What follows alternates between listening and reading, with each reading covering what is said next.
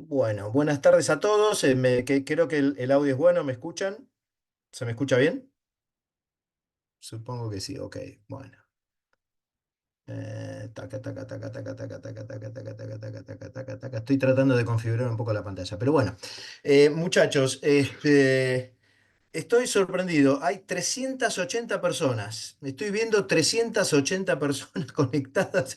Es récord. Nunca tuve un seminario tan numeroso. Así que wow, y es viernes. Imagínense, si lo hago lunes tengo 7.500 personas, así que mejor que vamos a mantener este horario de los viernes y les prometo que en la próxima vida me dedico al rock. Quiero ser rockstar, ¿viste? Porque ya tener, si meto casi 400 personas en un curso de responsabilidad un viernes con sol, ni sabemos que hay sol porque hay gente de todo el país. Acá yo estoy en Trelew, provincia de Chubut.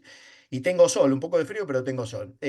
Aguante la uva, sí, aguante la uva, es tremendo, tremendo. Bueno, salgamos rápidamente del asombro, ya somos 384 personas, salgamos rápido del asombro y vamos a presentar un poco este curso. Quizás muchos de ustedes o algunos de ustedes hayan ya tomado conmigo algunas charlas o algunas disertaciones más relacionadas con las neurociencias y eso que estoy investigando hace ya unos cuantos años. Pero bueno, ¿qué quiere decir? Yo estudio neurociencias o investigo neurociencias o trato de informarme de las neurociencias, no porque quiera dedicarme a la neurología o porque esté pensando empezar medicina y luego neurología o psiquiatría avanzada o algo de eso. No, porque estoy buscando la manera de ver eso que impactó tanto en las ciencias jurídicas, cómo aplicarlo. Y uno lo tiene que aplicar a las teorías basales de las ciencias jurídicas, dentro de las cuales está, ya lo vamos a ver en este módulo, la teoría general de la responsabilidad. ¿No es cierto? Entonces, quiero explicar rápidamente las bases de este seminario, por qué este seminario y a qué nos vamos a dedicar en las próximas 4 charlas, que si bien son 4, son de 1 hora y media, porque me parece que es más despejado, nos permite no ser una clase tan larga y poder estar más concentrados menos tiempo. Efectivamente, hay tres teorías basales en el derecho, en el derecho privado al menos. Ellas son la teoría general del acto jurídico, la teoría general del contrato y la teoría general de la responsabilidad. Las tres fueron impactadas, las tres fueron impactadas. Pero bueno, como también la teoría general de la responsabilidad, que es el último eslabón de esa cadena de ejes o de esos ejes, es el último. Es sin dudas el que más usamos, tanto en la labor de la magistratura, quienes estén en la magistratura, como el abogado que vive haciendo derecho de daños, ¿no es cierto? Entonces, por eso es que sea la más común, a la cual estamos más habituados. Para mí la unidad del derecho es el acto jurídico, pero bueno, digamos que la responsabilidad atraviesa e interviene todas las ramas y todas las actividades y todo el quehacer que hacemos. Entonces, ya estamos adentro de la teoría general de la responsabilidad y vamos a tratar de tener una visión íntegra, integral de esto de la responsabilidad. Y uno dice, bueno, ¿por dónde pasa la responsabilidad? ¿Qué es esto? ¿Por qué hay tantos cambios? ¿Por qué? ¿O por qué al contrario somos tan conservadores? Vamos a ver ahora una pequeña evolución.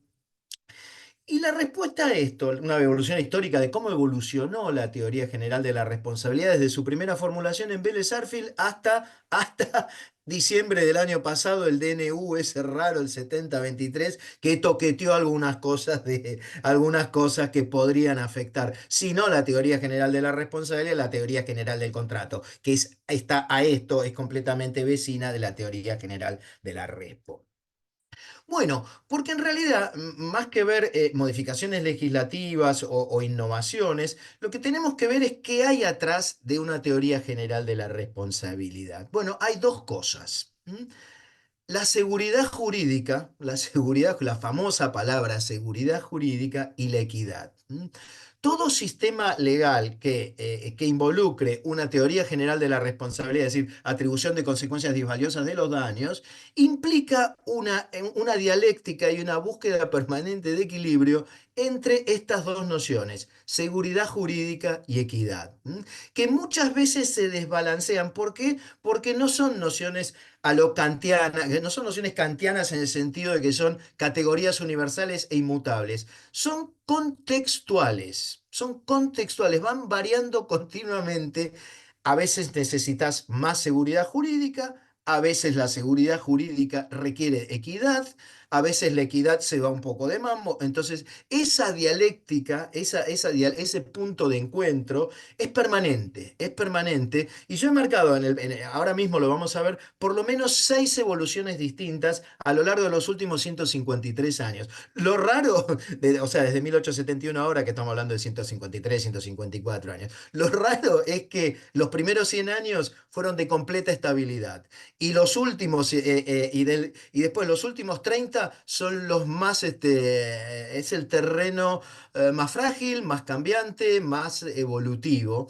Y no sabemos cómo va a seguir esto, y no sabemos cómo va a seguir esto. Bueno, eso por un lado. Luego, o sea, seguridad jurídica, equidad, es algo sobre lo cual vamos a estar charlando en todos los tópicos que toquemos en este módulo. El otro punto importante es entender que la responsabilidad, según la definición menos clásica, no es una materia exclusivamente jurídica, es una cuestión de Estado. ¿Mm? Todo lo referido a la responsabilidad es cuestión de Estado. ¿Por qué? Porque afecta a la macro de una sociedad. ¿En qué términos? En los términos económicos. En los términos económicos. Vamos a ver que a mayor responsabilidad, mayor indemnización y menos daño, o mayor daño indemnizable. Y eso implica, sí y solo sí, una enorme transferencia de dinero de un sector al otro. O sea, cuando vos cambiaste la matriz y mandaste responsabilidad subjetiva y creaste la responsabilidad objetiva, hiciste una transferencia de fondos del sector de la producción al sector del consumo enorme. Enorme. Y eso explica por qué los lobbies o por qué las resistencias o por qué esos equilibrios se van poniendo picantes. Cada vez que alguien toquetea algo de esto, bueno, las discusiones se hacen complicadas. Y sobre todo con la responsabilidad objetiva, que tampoco es la última evolución. Ahora les voy a decir que nuestro código trae nuevas evoluciones. Pero bueno, ya que tenemos 4 clases, voy a tratar de forzarme a ser ordenado y seguir, algún método para que todo sea más claro. Había un juez norteamericano muy bueno, muy famoso, se llama Roger John Traynor. Sus días fueron entre 1900 y 1983. No es un tipo joven, pero tampoco estamos hablando de Aristóteles. Es un tipo que vivió el siglo XX y vio esa transformación y vio lo que en Estados Unidos o en el derecho anglosajón se llama el strict liability, que es la responsabilidad objetiva. Y él fue uno de los mentores de la responsabilidad objetiva. Y cuando le explicaba, decía, hay responsabilidad objetiva donde la culpa es irrelevante, donde la culpa debe ser irrelevante, porque está involucrado el Estado y el Estado no quiere que haya daños en esta sociedad, no quiere que haya tantos daños en la sociedad, quiere que haya menos daños o en todo caso quiere que haya más reparaciones de daños. Y eso es una cuestión de Estado. Nosotros en vez de decir cuestión de Estado decimos que es orden público, que es orden público. Entonces, muchas de las normas, muchas de las disposiciones legales referidas a la responsabilidad, van a ser de orden público, van a ser de orden público. Y esa es la explicación, ¿no? Claro, Roger Traynor fue un juez famosísimo, estaba a esto de llegar a la Corte Suprema de Estados Unidos, pero ahí le dijeron, este muchacho es socialista, directamente es socialista, y le dijeron, mira, en un estado capitalista hay daño y hay asunción del riesgo y hay quienes ganan y quienes pierden. Si no te gusta esto, tomatelas a Cuba. Más o menos así le dijeron cuando su pliego entró en la discusión de la Corte Suprema de Estados Unidos. Y bueno, Estados Unidos se perdió un juez enorme, un juez enorme. Pues fue el primer juez que condenó a la Coca-Cola, por ejemplo, cuando por el estallido de la Coca-Cola, en un caso famoso, dijo, miren, esta Coca-Cola, este envase estalló por 2 motivos. O había mucho gas en el envase o el vidrio que contenía el envase que lo contenía era de mala calidad. Y cualquiera de las dos cosas involucra al proveedor y desculpabiliza o desinvolucra al consumidor. Entonces, eso fue Claro, esto hoy parece novedad, pero eso fue en 1948. Eso fue en 1948, hace casi hace 90 años casi de eso. Entonces, bueno, es un poco por qué la responsabilidad y la teoría general de la responsabilidad es mucho más de lo que se piensa a veces la modificación de un artículo del Código Civil o la interpretación de una norma de la Ley de Defensa del Consumidor. Entonces, bueno, las preliminares en este curso vamos a hablar de las tres cosas: seguridad, equidad, los tres ejes, la teoría general del acto, la teoría general del contrato y la teoría general de la responsabilidad, y siempre pensando que las cuestiones de las cuales estamos hablando son orden público, son cuestiones de Estado, son cosas de la agenda pública que son de notable importancia. Por eso es cierto, Schwarzenegger cuando dice es el cambio cultural más importante del siglo y se refiere al artículo 958 del Código Civil y Comercial. Miren si será, dice, la batalla cultural empieza acá, dijo cuando mandamos el artículo, este asunto del DNU 7023. La batalla cultural resulta que empieza en un artículo perdido del Código Civil y Comercial. Bueno, vamos a explicar esto, vamos a explicar esto de una manera no política, no ideológica, de una manera contextual, por qué estas cosas pasan y qué consecuencias tienen. Bueno. Empecemos un poco con la evolución. Yo sé que todos estamos acá en centro de graduados, o sea, muchas de las cosas que voy a decir son repetitivas, pero también son un buen repaso que nos van a poner un poco calentando motores para las cosas más innovadoras que van a venir a lo largo de este seminario. Sin dudas, el Código Velezano de 1871 es un código liberal, sin dudas, sin dudas. Te diría que más que liberal es libertario. Te diría que entre los códigos de la época, era el más libertario de todos. Fíjense, creo que todos ustedes conocen el Instituto del Vicio de Lesión Enorme, el que estaba en el 954 del viejo Código de Vélez y hoy está en el 332, en el 332 del Código Civil y Comercial. Aquel negocio que se convirtió en absolutamente el que explotando el que explota la impericia, la debilidad psíquica, etcétera, etcétera, tiene derecho a declarar la nulidad del contrato y volverlo todo para atrás. En ese momento, el Instituto de la Lesión Enorme estaba vigente en Europa y había sido aceptado por la mayoría de los códigos. Vélez Sarsfield no. Vélez Sarsfield dijo, no, una vez que el contrato se firmó, el contrato se firmó. Miren lo libertario que era. Ahora les voy a compartir una pantalla, que el código de Vélez Sarsfield, a diferencia del código actual, el del 2015, se destacó porque tenía gran cantidad de notas, miles y miles de notas. Era un código de 4050 artículos, pero lleno de notas. Y cada nota era un tratado, o cada nota era una explicación o una fundamentación de por qué el artículo estaba. Cuando tocó explicar el vicio de lesión enorme y por qué estaba o no estaba, el hombre dice esto. Les voy a compartir la pantalla. Es muy larga la explicación, pero bueno, yo marqué lo último, que es lo que más nos va a interesar. Miren, la explicación es larguísima. Miren lo que es la nota de un solo artículo. Entonces dice, finalmente, dejaríamos de ser responsables de nuestras acciones si la ley nos permitiera encomendar todos nuestros errores o todas nuestras imprudencias. El consentimiento libre, prestado sin dolo, error ni violencia, escuchen esto, dolo, error y violencia, y con las solemnidades requeridas por las leyes, debe hacer irrevocables a los contratos. Esa es la esencia más liberal que se conocía. En la época no había nada más liberal que eso. No había nada más liberal que eso. Bueno, y fue lo que gobernó a Vélez Sarsfield. De manera tal de que el código velezano tiene lo que yo llamo el apogeo de la autonomía de la libertad. El apogeo de la autonomía de la libertad, esto que se manifestaba en la libertad contractual. ¿Mm? Las partes podían fijar absolutamente lo que querían en el contrato y ese contrato era irrevocable. Era irrevocable, salvo que se demostrara el error, dolo, violencia y alguna de las cosas que pudieran eventualmente causar la nulidad. Eso era Vélez Sarsfield. Ahora uno puede decir, claro, con el diario del estamos hablando de 1871. Cuando leemos el diario del siglo XXI, decimos, qué loco, este libertario estaba loco, estaba completamente loco. Ahora, uno tiene que ver las teorías en el contexto. En ese contexto, imagínense, Europa venía de los Luises, o sea, venía de las monarquías absolutas de los Luises. ¿Qué decía? El Luis más loco de todos era Luis XIV, 1600 y pico a principios de 1700. O sea, agarra la mitad del siglo XVII y un poquitito del XVIII. Ya cuando vamos llegando a la transición y va empezando esa ilustración, ese periodo ilustrado que culmina con la Revolución Francesa. Bueno, ¿qué decía? Qué decía nuestro buen amigo Luis XIV? El Estado es todo, el Estado es todo, y yo soy el Estado.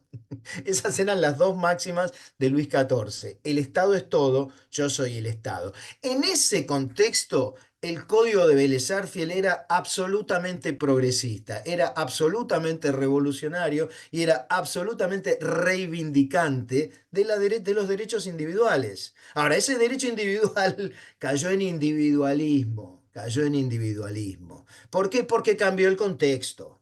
Porque cambió el contexto. Pero de vuelta, cuando Vélez da ese código en ese contexto, sin dudas fue un avance liberal, fue un avance libertario. Estoy mirando a ver, mientras tanto voy viendo si hay preguntas, claro, porque realmente somos bocha de gente, o sea que si hay preguntas, escríbanlas ahí y las voy tratando de contestar. ¿M? Pero bueno, esa es la primera parte de Vélez, con lo cual Vélez era un tipo que tenía dos ejes: autonomía de la voluntad, que significaba libertad individual, y propiedad privada. La propiedad privada. Tengo que inventar elementos de acumulación y de exclusión. O sea, voy a dejar que yo acumule riqueza y voy a excluir a los otros de mi riqueza. Y eso quiere decir, voy a rechazar acciones contra mi propiedad. Ese es el eje de Vélez Sarsfield y estaba bien posicionada en la historia, estaba bien posicionada en la historia. Por eso únicamente llega la responsabilidad por un reproche subjetivo, que es el error, el dolo o la indiferencia, o sea, culpa o dolo. No había otro factor atributivo de responsabilidad que no sea un reproche concreto a la conducta del agente dañador. Eso es Vélez Sarsfield. Para bien o para mal, es Vélez Sarsfield. Ahora, pensemos. Tan mal no está un código que duró entre 1871 y ¿cuál fue la primera reforma importante? La reforma de Borda, la de 1968, la reforma de la ley 17711. Cuando uno mira la 17711, cuando uno mira la 17711, se da cuenta que es la primera crisis. ¿Cómo se calcula la actualización del lucro cesante por inflación? Qué linda pregunta, déjamela para el final. Está bien, está bien. Pensé que era un seminario relativamente teórico donde íbamos a hablar bueno, claro, claro. Che, dicen que no ven el presente. Bueno, buenas tardes, María. Te prometo que vamos a tratar de contestar eso, lo vamos a contestar entre todos, o mejor, o te contesto ya, así quizás te evito perder tiempo. No tengo una respuesta para eso, no tengo una respuesta para eso, pero sin duda la inflación trae problemas enormes en las actualizaciones, no solamente del lucro cesante, no solamente del lucro cesante. Bueno, avancemos un poquito más. Entonces, frente a ese libertarismo del Código Vélez, aparece la reforma de la 17711, que cuando la miramos un poco, está de vuelta diciendo, cambió el contexto histórico. Y quien mejor ve ese cambio de contexto, porque los dos juristas eran extraordinarios, Borda y Zambías en ese momento se disputaban el podio de los civilistas, y los dos eran extraordinarios. Solo que Borda entendió mejor el contexto. Zambías quedó pegado en un contexto viejo, quedó pegado al subjetivismo, a la culpa, a la idea esa de culpa, a la idea del individualismo absoluto, a la idea de una autonomía de la voluntad inquebrantable. ¿Qué pasaba con eso? Bueno, ¿cuál fue el contexto de cambio? No fue político, fue, te diría, industrial. Entre 1871 y 1968, muchachos, nos comimos la revolución industrial. Nada más y nada menos que la motorización. El motor, imagínense, pasar del caballo a pasar a un auto con 70.000 caballos de fuerza. Imagínate la dañosidad que trajo el automóvil. Entonces, Con el cambio de contexto, es decir, ya con un automóvil y no manejándonos en carreta, pasaste a tener una accidentología muy superior, superlativamente distinta. Porque una cosa es una, o sea, si vos medís la tasa de ocurrencia de accidentes por cabalgando a caballo y la tasa de accidentes de mortalidad en ruta por exceso de velocidad, ebriedad manejando, etcétera, etcétera, etcétera, te das cuenta que ya cambió el contexto. Entonces, lo que ocurría sobre esto, vamos a volver más adelante también, es que te encontrabas con un universo muy grande de daño y con un universo muy pequeño de responsables. De vuelta, tenés dos, agente dañador y víctima. En el sistema Vélez, con la motor y con automóvil, o sea, el código Vélez con automóvil quedó viejo. ¿Por qué? Porque empezaste a tener muchos tipos que se morían por accidentes producidos por eso que dijo también Borda, el vicio riesgo de la cosa, y los accidentes relacionados no con una culpabilidad, no con un reproche subjetivo, sino con los riesgos de la cosa. Y el riesgo de manejar a 100 y pico de kilómetros por hora era completamente distinto. Entonces, vos llegaste a 1968 con un montón de dañados que no tenían derecho al resarcimiento porque no había un reproche subjetivo concreto, o era imposible alcanzar a la gente dañador mediante reproches subjetivos concretos. Entonces quedaba yacente, o sea, quedaba el reclamo sin satisfacción, sin resarcimiento. Y por eso le decía que el tópico importante de la transferencia, la cuestión de Estado. Entonces, la sociedad se encontró con un montón de daño y un montón de guita que estaba en este sector y que le faltaba a este otro sector. Eso pasó, hay un caso muy importante que se da en un barco en Francia, a principios del siglo XX, muy al principio, 1910, 1915, una embarcación en Francia. ¿Cómo piensa que vamos a actualizar el código de 2015 con los cambios tan... Esperá, esperá. Ahora vamos, ahora vamos. Paren un segundo, espera. ¿Cómo piensa que vamos a actualizar el código de 2015 con los cambios tan rápidos que se dan actualmente en nuestro mundo? Ejemplo, daños virtuales. Sí, hay eso, tenemos eso. Gracias a Dios, esa sí te la puedo contestar. Esa sí te la puedo contestar. El código Natalia trajo muchos más cambios de los que estamos dispuestos a imaginar. Con un poco de imaginación vas a ver que el código trae cambios realmente que son muy aprovechables. Pero volvamos un poquitito atrás, a donde estábamos. Bueno, entonces, estamos en 1968 con un montón ahora estábamos en el barco francés. Estábamos en el barco francés. ¿Y qué pasa? Explota la caldera. Bueno, explota la caldera, mueren 13 navegantes mueren cuando explota la caldera del barco. Claro, y cuando se hacen las peritas, la caldera estaba nueva. Había un operador de caldera. Estaba todo en perfecto estado de service. Entonces el juez dice, a ver, ¿se acuerdan la famosa culpa in eligiendo y culpa in contraendo? La culpa en la elección del dependiente que iba a cuidar la caldera, estaba bien cubierta. O sea, el dueño del barco dijo, no, yo tenía a este empleado perfectamente capacitado cuidando la caldera. Ah, bueno, pero no tenía el service. Bueno, vos sacó el certificado, tiene todos los service. Y además es nueva. Entonces no había reproche. Entonces el juez que dijo archivó la causa. Che, pero se murieron 13 tipos. ¿Y qué quieres que haga? ¿Qué quieres que haga? Bueno, el maquinismo sorprende a la legislación y va generando un universo muy grande de daños y un universo muy pequeño de dañadores que tienen que pagar. Y es acá donde aparece de vuelta el juez John Trainor. Roger Trainor dice, che, estos daños a la sociedad no le gusta que ocurran. Me parece que tiene que haber resarcimiento. Cuando habla de resarcimiento, está diciendo que la guita que está hoy impactando en el patrimonio de las víctimas tiene que salir del agente dañador y pasar, ¿m? Y pasar a ese. Ahora, esto provocó la fundición o la quiebra absoluta de gran cantidad de proveedores. No, provocó. Adivinen qué emergió. A ver, a ver, a ver, a ver. Ustedes tienen preguntas, yo también tengo. Bueno, a raíz de eso, ¿qué explota ahí? ¿Qué es lo que salió? ¿Qué fue lo que emergió abrupta? Lo seguro, muy bien. Acá estuvo Sobrino toqueteando. Acá debe haber estado Sobrino y sus cosas de los seguros. Nada de lo que dice Sobrino es muy cierto, nada es muy... Bueno, sí, claro, claro. Esa monumental transferencia de recursos ¿Mm? No es que le va a poner nadie, la vamos a poner nosotros, porque el seguro lo pagamos nosotros, ¿eh? Es un costo el seguro que se paga, pero es más racional el sistema. El sistema de los seguros, más allá de las cosas que dice Waldito, que tanta razón tiene, sería imposible vivir sin un sistema de seguros. ¿Mm? Es imposible pensar un capitalismo hoy sin seguros, es imposible, es imposible. Bueno.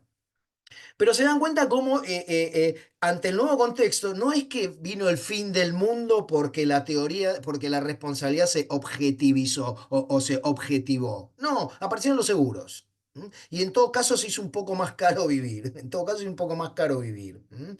Pero hay algo que tienen que entender. Es una máxima de defensa del consumidor. A mayor confort, mayor dañosidad. ¿Estamos de acuerdo? Bueno, tenemos que estar de acuerdo porque no es una cosa muy discutible. Cuanto más confort incluís en la sociedad, más daño incluís en la sociedad también. Entonces, bueno, tenés que asumir que si te gustan los autos veloces, si chocas con un auto veloz, el daño es el daño, y la posibilidad de repetir, frecuencia de ese daño aumenta y la intensidad de ese daño también aumenta. Entonces, esa máxima es muy, muy importante. Vamos a ver que hay 9 mensajes nuevos. No, no, Sergio, no hace falta ingreso, sacan asistencia, bueno, listo, cuestiones administrativas.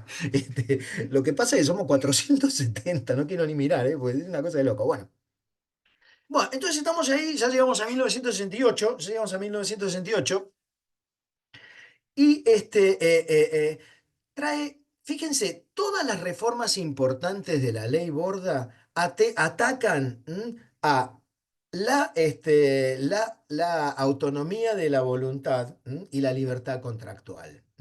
Fíjense, abuso del derecho. ¿Qué es el abuso del derecho? Mira, el contrato está bueno, pero acá hay un ejercicio irregular del derecho. No, pero está contrato firmado, no importa que esté firmado, no importa que esté firmado. Vamos, sigamos. Abuso de lesión. La teoría de la ley de vicio de lesión enorme, artículo 954, estoy hablando de Vélez Sarsfield. Bueno, pero sí, bueno, está firmado el contrato, pero, mi estimado, aprovechaste la ligereza, la inexperiencia de una de las partes y generaste una ventaja excesiva. Entonces, no me interesa que esté firmado el contrato. Recuerden eso cuando vieron la nota del 943 que les puse al principio. Todas estas normas de la reforma Borda están diciendo que esa nota hoy no nos sirve, hoy en 1970 no nos sirve, no nos sirve para nada y por eso la cambiamos. Agarrar la teoría de la imprevisión.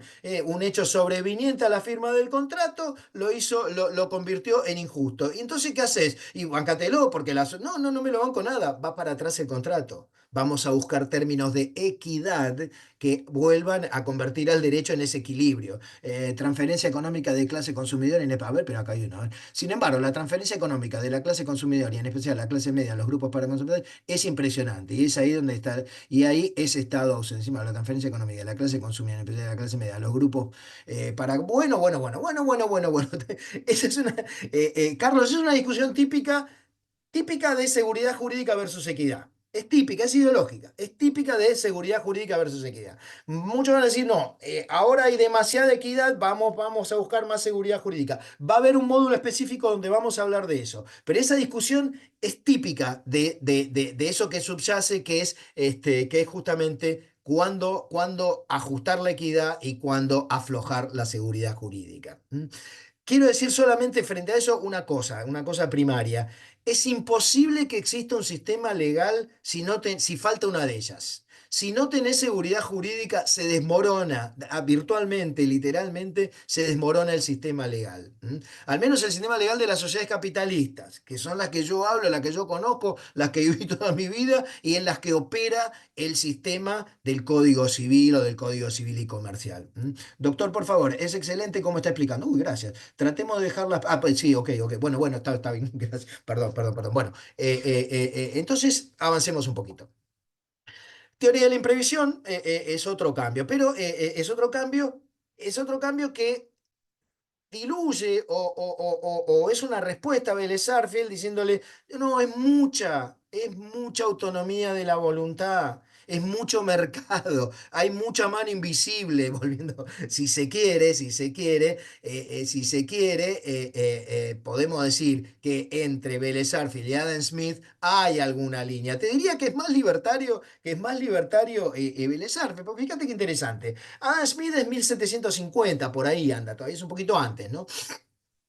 Entonces, Alan Smith, ¿qué dice? ¿Qué es la mano invisible? ¿Qué es la mano invisible? La mano invisible es, mirá, dice, mirá, deja que el mercado con las fallas actúe, porque las fallas del mercado una mano invisible te las arregla. ¿Qué quiere decir? El proveedor es ambicioso, es codicioso y es malo, pero aún siendo malo le va a convenir ser bueno para su propio beneficio. ¿Por qué? Bueno, porque la mano invisible va a equilibrar los términos de la oferta y la demanda, entonces no le va a convenir exportar tanto, sino que le va a convenir abastecer. O sea, lo que te dice es nadie mejor que la mano invisible del mercado para arreglar las fallas del mercado. Adam Smith no niega las fallas del mercado, dice que una mano invisible las va a arreglar y que la codicia de uno de los sectores se va a empatar o va a encontrar equilibrio natural, natural sin la intervención. Y lo que dice en realidad, dice, lo peor que nos puede pasar, dice Adam Smith, yo encontré me costó mucho, pero encontré porque es cierto, la dice Adam Smith, La mano invisible, pero es un libro, el de Adam Smith, de 1100 páginas, y yo lo único que quería era ver, viste, uno cholulo, lo único que quería ver era dónde está la frase, la mano invisible. Anda a encontrarla en 1100 páginas, viste. ¿Sabés con qué la encontré? Con inteligencia artificial. Le empecé a preguntar al GTP chat, viste, ¿dónde está? ¿Por dónde está? ¿Qué capítulo? Bla, bla, bla, y la encontré. Bueno, ¿a qué voy? Adam Smith te dice, mirá, el mercado tiene fallas, pero se van a arreglar. Y lo peor que le puede hacer es el Estado que intervenga, el Estado interviniendo, no solo no las va a arreglar, sino que las va a empeorar. Sino que las va a empeorar. Vélez Sarsfield es peor. Te dice, hay fallas, vas a fallar, jodete, perdón de la palabra. Dice, el Estado te tiene, o sea, para que aprendas es un poco, el Estado no va a intervenir para que sean tus propias fallas las que, o tus propios errores, o tus propios malos negocios, o tu propia quiebra, la que te lleve a pensar mejor los contratos. Eso decía Vélez, pero claro, pero leamos a Vélez el día que nació Vélez, no leamos a Vélez en el 2021 con la socialdemocracia alemana funcionando a pleno, o con la Escandinavia europea funcionando a pleno. No, leamos a Vélez en la época en que Vélez actuó, en la geografía que Vélez actuó, y lo que produjo ese código de Vélez Sarsfield, ¿no? Pero bueno, ya habíamos pasado eso. Pero ven cómo hay una similitud entre el libertarismo, la escuela de Adam Smith y Vélez Sarsfield. Por supuesto que hay, por supuesto que hay. Por eso, volviendo al principio, cuando hablamos de ciencia jurídica, hablamos también de ciencia económica. Separar el derecho de la economía es un error. Es un error trágico. Es un error trágico que cometimos los juristas para liberarnos quizás de la matemática. Como no somos buenos en la matemática, no, nosotros hacemos otra cosa, nosotros hacemos principios generales del derecho. No, no, no, no, no. John Trainor, es una cuestión de Estado. El daño es una cuestión de Estado que involucra una dialéctica económica entre sectores de producción y sectores de consumo. Sectores de producción y sectores de consumo. Bueno. Entonces eso es ideológicamente lo que hace la reforma 17.711, pero sin dudas esos cambios fueron importantísimos. La indemnización de equidad, el acto involuntario que producía daños, el artículo 907, hoy es el 1742, hoy es el 1742. El juez puede morigerar. Puede morigerar una indemnización de acuerdo al patrimonio del deudor, de acuerdo a las circunstancias del acreedor. O sea, puede meter equidad. Puede decir, está bien, tiene razón, pero vamos a buscar equidad. Todo eso es Vélez, todo eso es Borda. En Borda era el 907, que podía establecer indemnizaciones de equidad. Cosa que Vélez Sarsfield jamás se le ocurrió. Pero bueno, a pesar de que todos estos cambios, miren, abuso del derecho, vicio de lesión enorme, teoría de la imprevisión, indemnización por equidad, son enormes. Son cambios enormes. A mi modo de ver, el docente dijo que bueno, a mi modo de ver no se peleen, por favor, y además me concentro. Bueno, a mi modo de ver, la reforma Borda es quizás la más importante de todas porque realmente hubo un cambio paradigmático, un cambio paradigmático. Por supuesto que ahora estamos viviendo otro con la tecnología y ya, pero ya vamos a llegar. Recién estamos en 1970. Aristóteles fue efectivamente, no sé cómo salió Aristóteles, Carlos, el otro Aristóteles, pero sí, Aristóteles es el gran conductor del carril del medio. Muchos creen que es Sergio Tomás Massa, pero el carril del medio lo inventó Massa, no, pero unos años atrás, unos 2500 años atrás, ya Aristóteles hablaba de ese gran carril del medio que es por donde deben circular las pasiones humanas y las conductas humanas. Bueno, de manera tal, bueno, esos son los cambios, los institutos novedosos. Sin embargo, vuelvo a preguntar, la reforma Borda se hizo famosa por un solo artículo. ¿Cuál? Anótenlo, anótenlo, en vez de pelear ahí, anótenlo, anótenlo. ¿Por qué artículo? ¿O qué artículo? ¿O qué gran incorporación? No, en 1198 no, en 1100 no, eso es todo lo que. 1198 es teoría de la impresión, 1071 bis es el abuso del derecho, 1073 ni idea. Sí, 1113. ¿Y qué es el 1113? La responsabilidad objetiva. Bien, vamos a decir, Elsa, bueno, vamos a decirle que se apure la entrega del certificado con la doctora Elsa, porque bueno, es un premio que voy entregando así. Bueno, ¿qué hace el 1113? Inventa, crea un instituto fenomenal, formidable, llamado responsabilidad objetiva. ¿M? Que en el próximo módulo vamos a hablar un montón de responsabilidad objetiva. Pero básicamente, ¿qué significa? Bueno, significa que ustedes saben que para que se provoque esa transferencia de la responsabilidad del patrimonio del agente dañado al patrimonio de la víctima, tiene que haber un factor. Sin el factor no hay indemnización, sino hay un factor atributivo de responsabilidad. Bueno, el factor era en la época de Vélez Sarsfield congruente con esto que estamos hablando, únicamente subjetivo. O sea, se reprochaba a una persona su culpa, y esa culpa era inobservancia, impericia, negligencia o inobservancia. Impericia, negligencia, inobservancia, ponete, suponte, en el cumplimiento de su tarea, de su deber, de sus obligaciones. O la deliberada intención de dañar dolo. Fuera de eso no había reproche. Fuera de eso no había reproche. Entonces, el 1113 te dice, bueno, te dice, no, bueno, ahora va a haber responsabilidad sin necesidad de ese reproche. Pero ya vamos a ver que eso trajo optimismos excesivos de parte de la doctrina y una sobrevaloración en realidad de lo que fue la responsabilidad objetiva, que para mí es un instituto meramente procesal. Pero bueno, eso les prometo que vamos a hablar mucho largo y tendido en uno de los módulos, pero quiero seguir cierto orden porque si no se nos va a ir clase tras clase. En mi opinión, a diferencia de mi querido maestro que me trajo la docencia, que fue Carlos Gersi, que era un devoto de la responsabilidad objetiva, yo creo que es un cambio, es un cambio importante, pero no deja de ser una herramienta procesal, no deja de ser una presunción de culpa. De ninguna manera el artículo 1103 y la responsabilidad objetiva derrumba esa necesidad de un reproche del sistema a la persona. Siempre va a haber, aún en la responsabilidad objetiva, acá me peleo mucho con Sobrino, aún en la responsabilidad objetiva, siempre existe el reproche a la gente. Mentira que es irrelevante la culpa. Y si no es mentira, ¿por qué están las eximentes? Si no fuera tan importante, si no fuera tan importante la conducta del sujeto, de la gente, ¿por qué existirían las eximentes? Bueno, de todo ese despelote gigante nos vamos a ocupar en la clase que viene, pero me gusta ir dejando un capo, Carlos, sí, un capo. Yo laburé con él 13 años, 14 años, sí, un capo, un capo, un capo. Un visionario, era un visionario y me dejó a mí ser docente, lo cual era ser un visionario, porque yo abro la boca y ya todo el mundo me decía, no, vení, te llamamos el año que viene, pero Carlos me dijo, venite, anda a verlo a Sobrino, Sobrino más viejo que yo, la claro. Entonces me dijo, anda a verlo a Sobrino anda a verlo a Sobrino que te va a dar una clase, alguna cátedra. Bueno, ahí empezamos, sí, por supuesto, Carlos es un maestro, un maestro. Bueno, presunción de responsabilidad. Bueno, eso es un poco lo que yo pienso. Después lo voy a ampliar un poco eso, pero sigamos en esta evolución que está interesante, está interesante. Bueno, hasta ahí llegó Borda, hasta ahí llegó Borda. Borda terminó en 1968. Borda terminó con 1968 y terminó con la carrera del bono de San Vías, que seguía insistiendo en la responsabilidad subjetiva y fue el gran derrotado. Ahora, esa derrota de ese gran jurista se debió a su poca flexibilidad para ver el contexto. Y esto también es importante que lo usemos de ejemplo.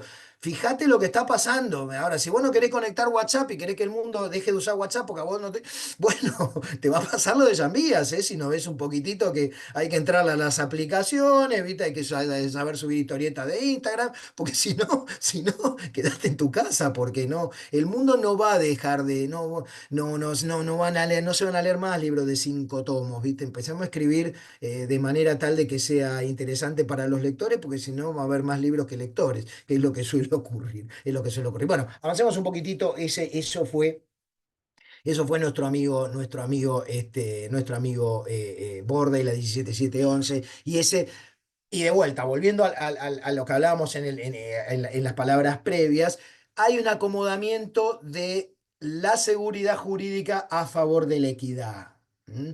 Che, estalló la caldera, murieron 13 tipos. No me cierra mucho esta seguridad jurídica, no me cierra mucho. Che, lo estafaste. Che, el dólar se fue de 1 a 250 y era imprevisible que eso ocurriera. Che, volvé para atrás el contrato. Esta seguridad jurídica a este precio está chupando toda la equidad. Tampoco me sirve alguien nombrar a Aristóteles. Aristóteles ahí prendió la alarma y dijo así no, así no, así no. Y si uno analiza contextualmente la reforma Borda, es buscar cerrar la gap, cerrar la grieta entre seguridad jurídica y equidad. ¿M? Y equidad. ¿De qué te sirve tener tanta inversión que viene por la seguridad jurídica si justamente la inversión viene, si justamente la inversión viene porque no hay equidad? ¿Se entiende? ¿De qué te sirve que empiecen a venir inversiones si el costo de que esas inversiones vengan es que no haya equidad? ¿No te das cuenta que las inversiones vienen porque no hay equidad y se van de los lugares donde sí hay equidad?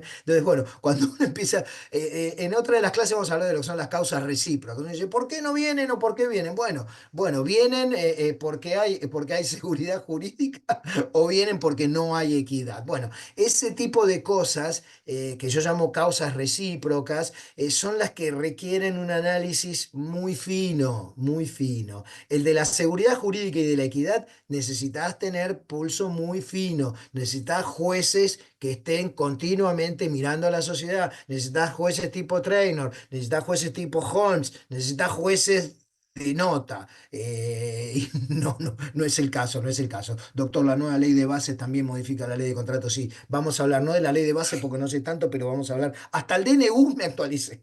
Hasta el DNU de diciembre les traigo material actualizado y escrito. La ley de base todavía no la procesé, todavía no la procesé. Bueno, 1968.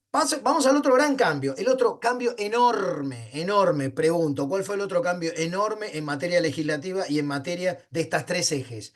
Teoría general del acto jurídico, teoría general del contrato y teoría general de la responsabilidad. Estamos en 1968, Rey Borda. ¿Qué fue lo que siguió? A ver, los escucho. ¿Qué fue el otro gran cambio enorme? Código Civil y Comercial. No, bien ahí, bien María. Bien María, también le vamos a dar el certificado un día antes porque contestó bien. El Código Civil vino después, el Código Civil vino. Es otra vuelta de rosca el Código Civil. Llega hasta 1993, llega hasta 1993 y el sistema Borda también ya estaba agotado. No es que estaba agotado, daba muestras de cansancio, daba muestras de insuficiencia. ¿Querés un ejemplo práctico de esto? Sí, te lo voy a dar el ejemplo práctico. Este juicio se llama Befumo Concebel. Befumo Concebel. En ese momento yo ya trabajaba en la cátedra de Carlos. Estoy mirando un poco el tiempo. Bueno, vamos a meterle un poquito de pila porque si no se va a ir la hora. Bueno, en esa época, 1993, yo ya trabajaba con Carlos, ya era alumno ayudante de Waldito Sobrino. Y ocurre, todo el mundo ya empezaba a hablar de defensa del consumidor, de los consumidores. Aparecía un sujeto nuevo que era el consumidor. Un sujeto nuevo, insisto, en los 90 era un sujeto nuevo, peligroso, inquietante, fastidiaba, la doctrina no lo asumía, la judicatura menos, ¿qué sé, de qué está hablando? Y pasaban este tipo de cosas. El fallo que les voy a leer es tan viejo que no se encuentra. Hoy para chusmear, ¿viste? Le pregunté a mi GTP, le dije, che, ¿qué sabes de Befumo Porcebel, un fallo histórico? Lamentablemente no debe ser un caso famoso porque no tenemos datos. ¿Viste? La tecnología cree que, cree todo como todos, somos todos refundacionales. Bueno, afortunadamente para mí todavía soy más útil que el robot. Tengo este fallo, esto me lo consiguió mi amigo Juan Brusa, me consiguió una copia tengo un textual de Befumo con Sebel para que les muestre el último caso antes de la aparición de la 24240. ¿Por qué lo muestro? Porque esto es lo que pasaba cuando vos no te das cuenta que el contexto cambió. Ahora les voy a leer un par de párrafos que armé. Befumo con Sebel, ya se imaginan lo que es Befumo, era el dueño del automóvil. Sebel era Grupo Sogma, nuestro querido Mauricio y familia, cuando tenía el grupo Sogma y tenía la marca Fiat, que era Sebel, y estaba el Fiat Duna, el Duna Sebel. Bueno, el público más joven, a ver, pero hay como 500 personas. ¿Alguno conoce el Fiat Duna? Sí, tienen que conocer el Fiat Duna. Bueno, era un auto más bien, sí, claro, bueno, menos mal, porque si no comprar auto barato, sí, está bien. Bueno, quizás en otra clase lo conté el caso este, pero bueno, le gané 58 juicios a Sebel. Bueno, está bien, está bien, está bien, está bien, está bien. ¿Sabes la cantidad de autos que te empomó Sebel? Otra que 58. Bueno, bueno, bueno, bueno. Entonces, bueno, eh, eh, eh, bueno, Befumo era el feliz propietario de un auto 0 kilómetro Duna. Y yendo en camino de la ruta, supongamos que te va yendo a la ciudad feliz desde la vecina ciudad de Buenos Aires a la feliz, se le rompe el medio eje. Ya que en la ruta se te rompa el medio eje, no pinta lindo, no, no, no está bueno. O sea, yo quería que no se me rompa nada, o se me rompe algo, se rompa el cenicero, que no fumo más, ¿viste? Pero que se rompa el semieje, uno pensando que va a 130, 140 km/h, bueno, rápido, se le rompió el medio eje, pum, auto 0 kilómetros, auto 0 kilómetros, auto 0 kilómetros. Entonces, bueno, juicio, pam, pum, juicio contra Sebel, me fumo contra Sebel. Prueba, bueno, vamos a la prueba pericial. Che, ok, bueno, decime, mandó oficio a Italia, a la famosa casa matriz en Italia. ¿Y qué le dijeron en Italia? Bueno, dame la composición, ¿cómo cazzo hicieron el Fiat Duna? Le habrá preguntado el perito y mandó la composición de los materiales usados en el Fiat original. Y los compararon con los materiales usados en el Duna Sebel. Pregunto al auditorio, ¿cuáles creen que eran peores? Argentina, pregunto por peores. Los Sebel, ¿cuáles eran los peores materiales? ¿Sebel o Fiat? Los de acá, bueno, claro, claro, evidentemente eran mucho peores, con lo cual terminó el juicio, dijo Befumo. Listo, se acabó, ya está. Si me pusieron una porquería, me pusieron una porquería que me den un auto nuevo, porque tenía la prueba concluida. Listo, afuera. Vamos a ver lo que dijo la sala D. Era una sala, es una sala, Cámara Civil y Comercial de Apelaciones. Ese es el órgano más prestigioso en lo que habla en lo que es la organización judicial, la Cámara de Apelaciones Nacional, y es la más grande, ¿no? Es la más grande, ¿viste? Es la que marca. O sea, no estás hablando de un juzgado de paz perdido, vaya a saber dónde, que mandó esa teoría. No, no, no. Estás hablando del Faro, los que marcaban la luz, los que marcaban el precedente, ¿no? El Fiat Toro, bueno, sí, qué sé yo, sí, ponele. Bueno, ¿qué dijo la sala de? El actor, o sea, Mr. Befumo, no pagó por una. Escuchen esto, ¿eh? Esto lo dijeron, el fallo es de 1993, de 1993, meses antes de la ley de defensa del consumidor.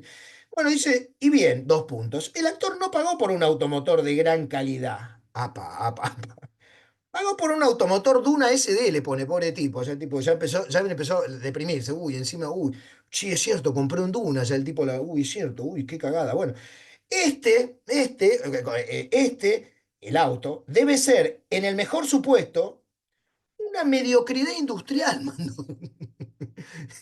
Y ya me fumo y decía, uy, loco, toda mi vida ahorrando y lo único que puedo hacer en mi vida ya estaba para corchazo, Befumo. Además de que tenía el semieje roto, ya se empezaba a sentir, su autoestima empezaba a caer en pedazos, un croto. Dice, sí, ya el certificado, porque era ese adjetivo croto, Raúl, ya certificado, un croto, Befumo, un croto. Entonces, pero sigue, sigue, sigue, sigue.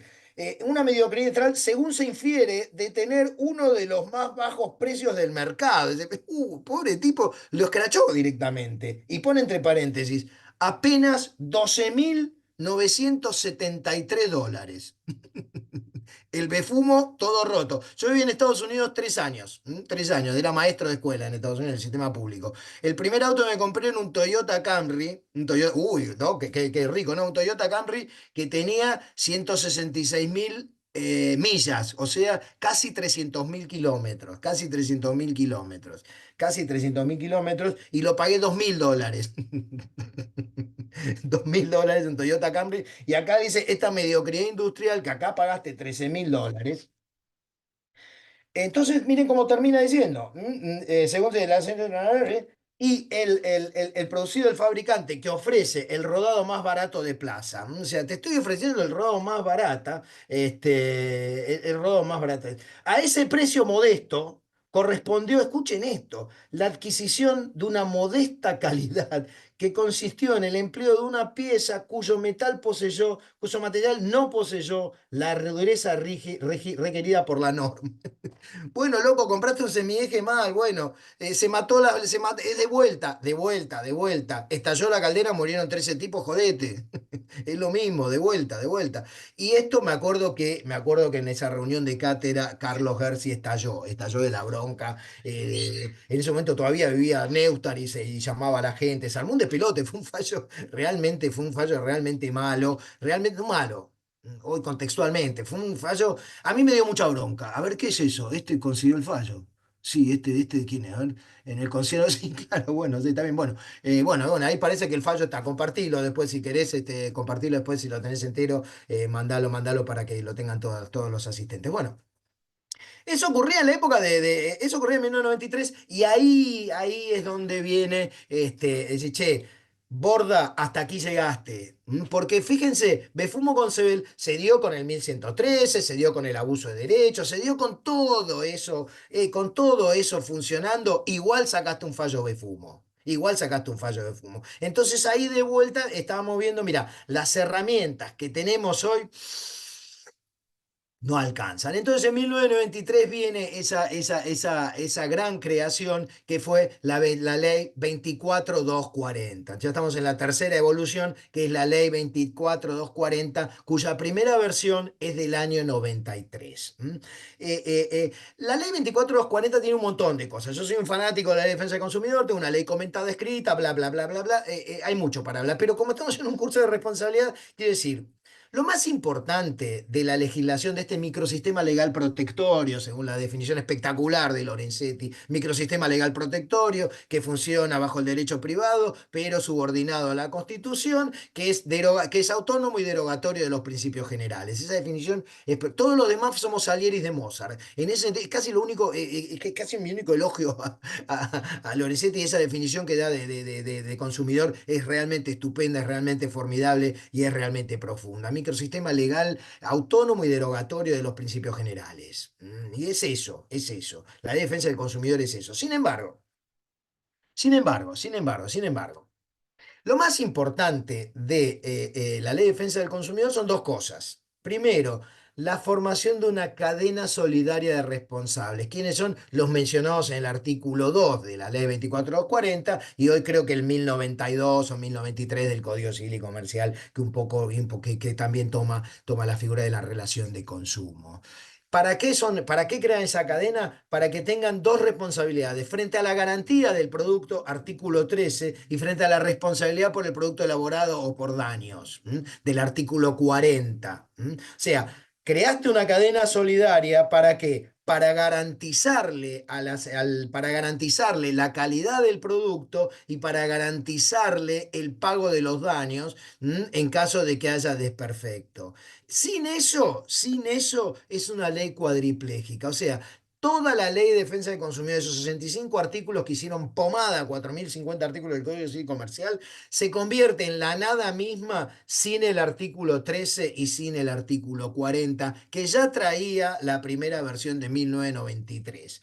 Otra pregunta, estoy haciendo preguntas difíciles. Esa ley, la 24240, aparece, ojo, fue gestionado durante el gobierno de Menem, fue gestionado durante el gobierno de Carlos Menem. La ley de defensa, acuérdense también en el periodo liberal, en el periodo más libertario, si se quiere, de la economía, o del periodo donde la seguridad jurídica vuelve a ganarle una pulsea de la equidad y dice, che, acá necesitamos inversiones, no tanta, no tanto juicio y un poco más de inversiones. Bueno, ahí aparece la ley de defensa del consumidor. Por raro que parezca, en pleno apogeo de una economía liberal o liberada, aparece, que no es una paradoja, después voy a explicar que no es una paradoja, y no es impensado que haya sucedido esto, aparece la primera ley de defensa del consumidor. Entonces ahora viene la pregunta, salió, pero salió con dos vetos. ¿Qué vetó Menem? ¿Qué vetó Menem? Dos artículos vetó Menem cuando sale la ley 2440. ¿Qué dos artículos vetó? El 13 y el 40. Efectivamente, vetó, o sea, salió la ley de defensa del consumidor con dos vetos. ¿Qué vetó? El artículo 13, garantía solidaria, y el artículo 40, responsabilidad solidaria. O sea, durante eso que pasó y los lobbies. Esa puja, volvamos al módulo uno, volvamos al principio, esa puja entre seguridad jurídica y equidad te pone de vuelta en la mesa de discusión la redistribución de riqueza. Por eso es una cuestión de Estado, por eso integra el orden público, por eso es agenda pública cada vez que hablamos de la teoría general de la responsabilidad, estamos hablando de macroeconomía, no estamos hablando de un artículo perdido en el Código Civil y Comercial. Lo recibía todo el último, pero bueno, ok, no me distraigan con chistes. Bueno, entonces eso ocurría. Vino el veto y también seamos justos con el gobierno de Menem. En 1999, ya al final de su mandato, la 24, puede ser que me equivoque algún número, o sea, a esta altura puede ser que me equivoque algún número, pero el artículo 24, la ley 24999 incorpora los artículos 13 y 40, de manera tal de que ya en 1999, en las portitas del siglo XX, en la puertita de atrás del siglo XXI, ya estábamos con una ley completa de defensa del consumidor que tenía esos dos pilares que eran la solidaridad de la cadena frente a la garantía del producto y frente a la responsabilidad del proveedor frente a los consumidores. ¿M? Entonces, bueno, parecería que terminó, no, la evolución siguió, la evolución sabía, la evolución es un poco larga, es un poco larga. Hasta acá hay alguna pregunta, no, pero claro, son como 500, no, si hay alguna pregunta, esperen, porque si hay una pregunta, bueno, pero si hay alguna pregunta, anótenla y me parece que Vicky va a encargarse de mirar a ver si es muy importante o no. ¿Hay alguna, se está entendiendo? Aunque sea, póngame si vamos bien, si quieren que vuelva, aunque sea eso, se va bien, se entiende. No digo que estén de acuerdo, digo que por lo menos, bueno, sí, va todo bien, listo, bueno, avancemos. Bueno, llegamos ya a la ley de defensa del consumidor, a la ley de defensa del consumidor. Bueno, ahí es, evidentemente, ahí aparece un nuevo contexto, un nuevo sujeto. Es un sujeto colectivo además. Ojo, es un sujeto colectivo. ¿Por qué? Y porque consumidor. ¿Y quiénes son todos? 1962, presidente John F. Kennedy, los consumidores es el único grupo de la macroeconomía que mueve dos tercios del Producto Bruto Interno y sin embargo no está protegido. Es un discurso de Kennedy que da unos poquitos meses antes de que le vuelen la cabeza de un tiro, ¿no? Le volaron los sesos de un tiro al pobre Kennedy. Bueno, pero llegó a dar este discurso en 1962 donde dice, el grupo macroeconómico más importante que está involucrado en dos tercios del Producto Bruto Interno de la economía más poderosa del planeta Tierra, está desprotegido. Está a merced del mercado, está diciendo. Está diciendo, che, mucha seguridad jurídica, acá corre mucha guita, pero hay poca información. Ahí habla de la información. Se refería, incluso Kennedy, cuando uno lee completo el speech, se refería un poco a la industria médica. Dice, che, la desinformación, sobre todo en la industria médica, sobre todo en los remedios, está haciendo estragos o puede hacer estragos. Otra gran revolución, ¿no?, fue la dignidad de la persona. Sí, también. Vamos a hablar un poquito de eso, vamos a hablar un poquito de eso.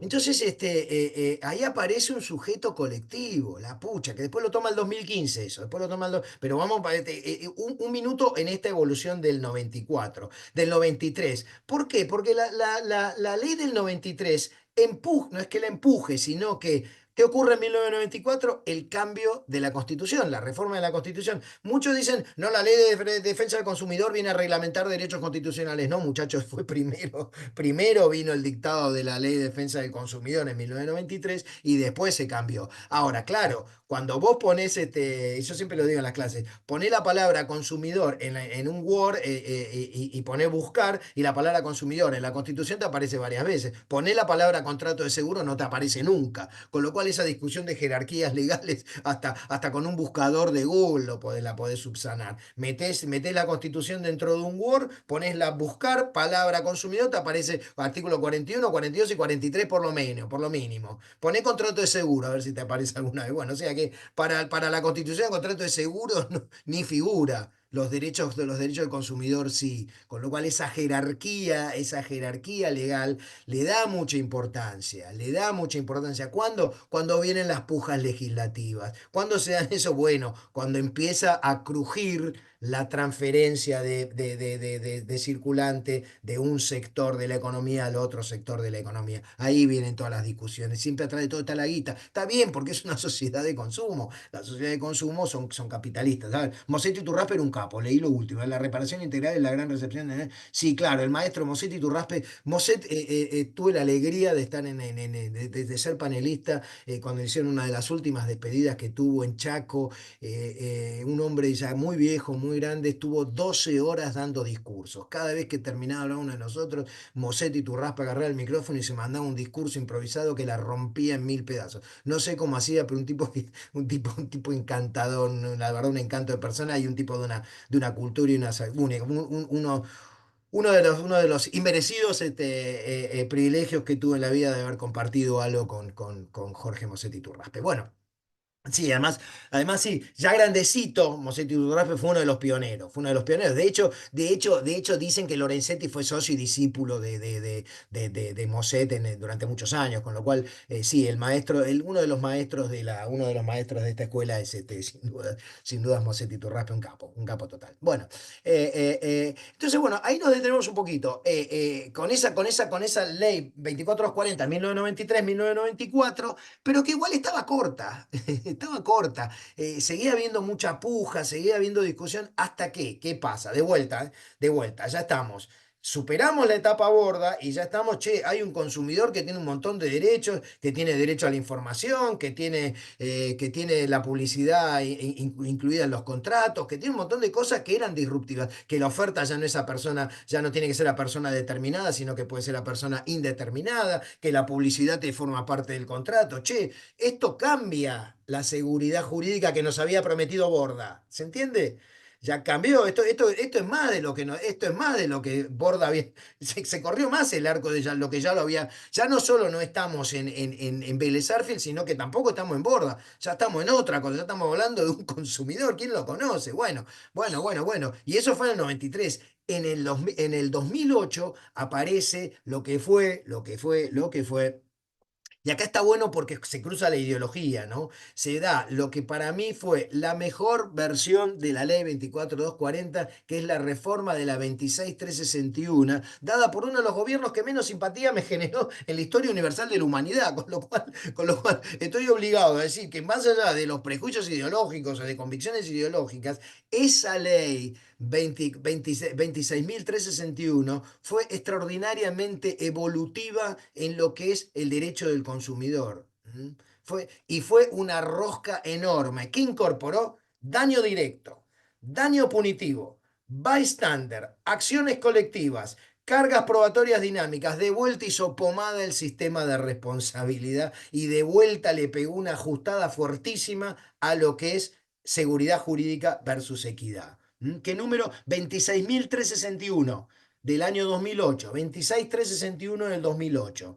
Ya era otra, no solamente era la Ley de Defensa del Consumidor con el artículo 13 y 40 ya incluido, sino que ya estamos en daños punitivos. Y los daños punitivos hicieron pelota, no va a haber tiempo ahora, no va a haber tiempo ahora, pero es un instituto completamente disruptivo de la teoría general de la responsabilidad, directamente la fractura. Eso está todo, y bueno, bueno, bueno, pero no fue el último, vamos rápido, porque les quiero dejar 15 minutos porque sé que hay 1.000 millones de preguntas, entonces vamos a ir un poco más rápido, para dejarles un poco de preguntas.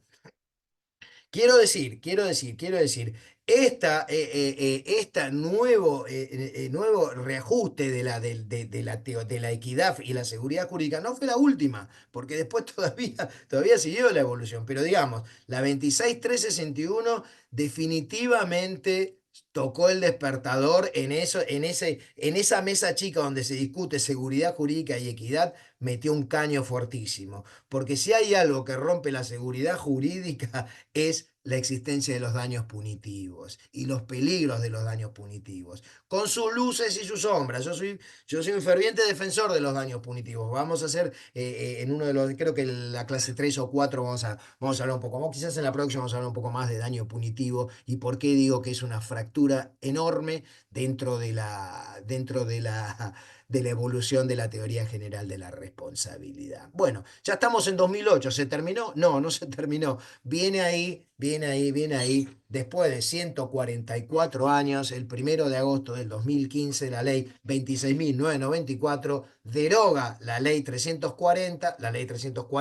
de 1871 que contenía el Código Civil de Vélez. A partir del 1 de agosto del 2015, la ley 26.994 nos da el código vigente, que es el Código Civil y Comercial Unificado. Es un código de 2.600 y pico de artículos contra los 4.000 y pico, 4.055 contra 2.680, 90 por ahí, 2.670 que tiene el Código Civil y Comercial. Con lo cual es un código que sistemáticamente es mejor, sistemáticamente es mejor, trae grandes cambios, algunos no son buenos, pero de vuelta vuelve a aparecer esa puja entre la seguridad jurídica y la equidad y vamos a ver cómo lo resuelve.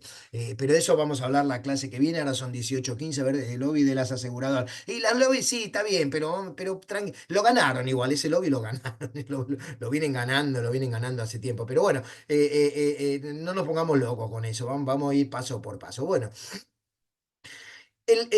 Quizás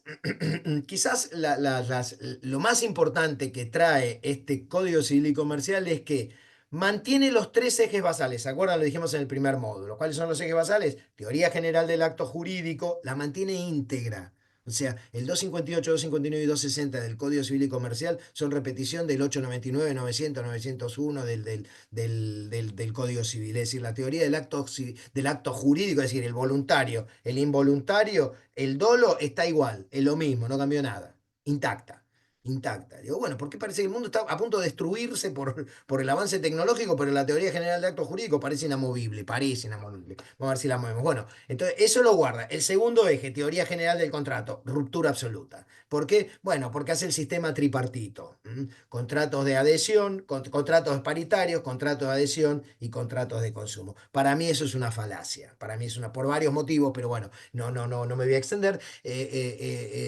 Y donde ya el acuerdo de voluntades, ¿se acuerdan el artículo 1137 del Código de Vélez que decía, el contrato es un acuerdo de voluntades destinado? Bueno, no. Hoy por hoy, en 957, que yo llamo el certificado de función del contrato paritario, en realidad se lo conoce como el que define el contrato paritario. Para mí es el certificado de función del contrato paritario. ¿Por qué? Porque dice que es un método de prestar el consentimiento. Ya no estás en un acuerdo de voluntades, sino en un método de prestar el consentimiento. Entre prestar el consentimiento y acordar voluntades, hay tanta diferencia como el auto que me quiero comprar y el auto que me puedo comprar. O como el teléfono celular que quiero y el que puedo comprar. Quiero un iPhone 17.500 y me compro un Nokia 1100 usado porque bueno, porque no hay plata. Bueno, entonces eso de convertir el contrato en un método de prestar el consentimiento es una fractura increíble, increíble. Pero además está en el medio los contratos de consumo, bla, bla, bla, bla, bla, bla, bla, bla.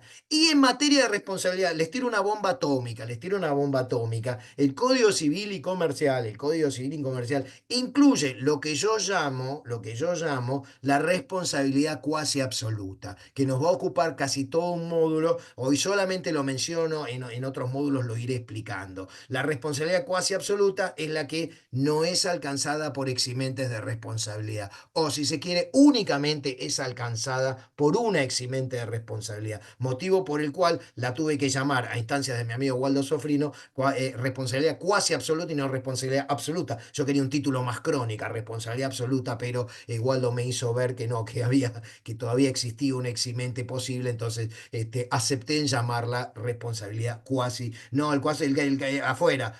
Gustavo, caso fortuito, afuera, listo, eso voló, tranquilo, pero no me spoilen no me spoilen la temporada 2 del curso que ahí tengo todo preparado, ¿eh? Con esta bombita vamos terminando y les quiero dejar un poco de espacio para preguntas. ¿Terminó ahí la evolución? No. Ahora, de vuelta. Aparentemente se ensanchó la antijuridicidad, hay un terreno de la antijuridicidad más ancho, voy a hablar la clase que viene de esto, y hay una responsabilidad cuasi absoluta que les voy a explicar racionalmente la semana que viene, con lo cual hay un ensanchamiento, hay un engrandamiento de ¿qué? De la equidad o de la seguridad jurídica. De la equidad. Evidentemente hay otra vuelta. O sea, a partir del 68 viene todo trun, trun, trun, dándole con todo a la maquinita de generar equidad. Pero bueno, terminó ahí. No, no, no. Vinieron las fuerzas del cielo. Vinieron las fuerzas del cielo y hoy tenemos el decreto de, bueno, y que más allá del decreto y más allá que estamos, yo, al menos personalmente estoy de acuerdo con algunas cosas sí y otras no, soy muy heterogéneo en las críticas, ¿no? Y quiero seguir siéndolo, quiero seguir pensando libremente lo que se me da la gana. Bueno, y ellos lo explican, donde diciendo hay una batalla cultural y tenemos que volver a la época de Alberti, de Vélez Sarsfield, de Vélez Sarsfield, de Vélez Sarsfield. Ahora, ¿cuál es el problema? El problema no es volver para atrás, el problema son los contextos. O sea, si yo digo que en mi infancia fui feliz, fui muy feliz, no me voy a poner pañales ahora porque fui feliz en la infancia, ni voy a comer con la mano papilla porque no, me voy a clavar un salmón rosado con papa ahora, ¿viste? Y no una papilla con Nestum, ¿viste? Porque fui feliz en la infancia. No, o sea, hermano, te cambió el contexto, te cambió el contexto, entonces, bueno, vamos a ver, por ahí hay que ajustar un poco la equidad. Bueno, por ahí sí, vemos cómo ajustamos equidad, cómo, de qué manera. Volviendo, bueno, lo que se les ocurrió fue cambiar el artículo, anótenlo si quieren, artículo 958, 960 y 989. O sea, cambiaron los principios generales, los cambiaron todos mal, además está todo mal eso. Los cambiaron los principios generales del contrato paritario. ¿Para qué? Para hacerlo más libre, para hacerlo más libre. Pero ¿sabes lo que se comieron el amigo Federico? Alguien le dice, hermano, ya el código estaba fraccionado. Si vos cambiás solamente la principiología general del contrato paritario y no tocás la del consumidor, no hiciste nada. O sea, nada de los cambios hechos en el artículo 958 es aplicable a la relación de consumo, incluido el contrato de alquiler. Si yo tengo un contrato de alquiler hecho con inmobiliaria, ya es un contrato de consumo. Y siendo un contrato de consumo, no le podés aplicar la principiología del código. O sea, no te diste cuenta que ya estaba el código fraccionado y ahí se va a armar entre tarde cómo se da la asistencia. Ah, no sé, qué sé yo. De nuevo los artículos, por favor. 958, 960. 958 es libertad contractual. 960 es no intervención de los jueces. En la no intervención de los jueces es cómico. ¿Sabes lo único que cambian? Te dicen, antes decía que el juez no podía intervenir, salvo que intervenga de oficio porque hay una vulneración del orden público. Tacharon eso. Entonces, ¿esto qué quiere decir? Que si hay una manifiesta incumplimiento del orden público, el juez tiene que hacerse el tonto, ¿no? Es absurdo y es no encontrarle la vuelta a cómo buscar de vuelta términos lógicos entre la seguridad jurídica y la equidad. Es decir, queremos seguridad jurídica a las trompadas. Me parece que no va a andar así. Me parece que no va a andar así. Bueno. Me parece que ya son y 23 muchachos, los dejo. Miren qué tipo generoso. Somos 470 personas y les dejo 7 minutos para que hagan. Repártanse como. Caro, te dejo, está fácil, la tenés fácil, listo. No, se van a Abran matar todos los todos, son un micrófonos, montón. vamos, vamos, vamos, que Caro organiza ahora. Bueno, como siempre, les voy a aclarar que pueden levantar la mano mediante reacciones de Zoom. Lo vamos a hacer así, más que nada para que puedan preguntar los que quieran. Se pelearon toda la clase, ¿viste? Se fueron peleando, se Sí, mataban y por el les chat. pido que sean breves y concisos con las preguntas. Así que nada, arrancamos. Carla, levanta la mano, así que le damos la palabra. Sí, yo hasta las 9 puedo. ¿Vos, Caro, te querés ir antes? No, creo que no tenemos actividad, así que si quieren nos Bueno, podemos. dale, Carla, dale, dale. La escuchamos a Carla. Sí, ¿me escuchan? Sí, Eh, Volviendo al famoso fallo del Duna pobretón, ¿no? el croto. Sí, la duda que tengo, o sea, ante semejante sentencia, ¿qué reacción hubo? O sea, ¿qué pasó? ¿Quedó así? O Pero más sea, vale que quedó así, más el vale que quedó así. actor no, nada, porque sentencia irrita de acá o sea, nada, quedó así, no, no Más vale que apeló. quedó así. Sentencia firme, un caso que no llegó por vía extraordinaria. Pero, a ver, llegó así, pero fue el cambio contextual. En algún momento le tocaste un nervio a la sociedad y se pudrió todo. Bueno, yo creo que Me Fumo con Sebel fue una de las gotitas que rebalsó el vaso. Bueno, fíjate que fue en 1992 y en el 93 ya te aparece la primera ley de defensa del consumidor, que es la que vuelve a achicar la gap, a hacer más corta la brecha entre la seguridad jurídica y la equidad, ¿no es cierto? Así que no pasó nada en tribunales, en la sociedad sí pasó algo, sí pasó algo. Ah, bueno. Y lo otro que les quería decir, si les interesa, si no, no, les ofrezco subir un trabajo que hicieron Adrián Oscar Morea y Germina Leontina Sosa, que se llama La equidad como principio jurídico, súper interesante, que ahí justamente arranca con Aristóteles, bueno, está muy interesante.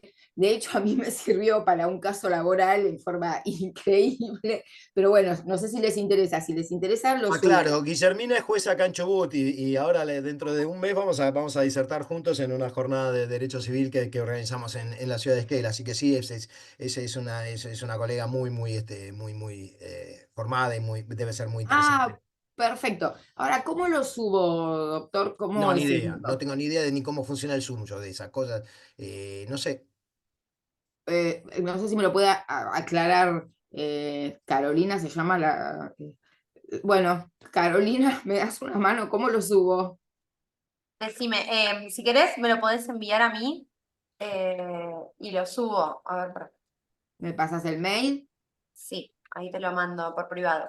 No hay problema. Dale, bárbaro. Y vos después porque la verdad que es muy interesante. Está muy bueno y habla sobre equidad, igualdad, está muy piola. Dale, perfecto. Ahí entonces te mando mensaje. Dale. Bueno, seguimos con las preguntas. No sé si hay alguien más. Están haciendo preguntas por el chat. Eh, A ver, vamos, yo voy a a ver mirar si un poco. pasa. Muchísimas gracias. Podrían Así enviar que la le sentencia. mando. Y la sentencia te juro que no sé dónde conseguirla. La de graduado. A ver, mandarlo por mail. Nos perdimos varias preguntas. Ahí va. Eh, Es graduados, arroba, derecho, ahí te lo ese. mando. Ese es el. Perfecto. Sí, es el mail nuestro. Mira, Gracias. hay alguien Beatriz, vamos a estar el 4 pero no spoilees todavía porque no salieron los flyers. Sí, claro, somos muy federales. Sí, el 4 de la semana que viene va a aparecer el primer flyer. Bueno, venite, listo. Sí, el 4 de octubre vamos a estar ahí. No le digan a nadie, pero me parece que va a venir Daniel Pizarro también. Bueno, bueno, todo secreto, dale, listo, listo. Trae gente, trae gente. Hablamos, somos todos de Trelew y vamos todos a hablar Scale, así que vamos todos para Scale, así que lleven gente. Perdón, ¿eh? Bien. Gustavo acá pregunta.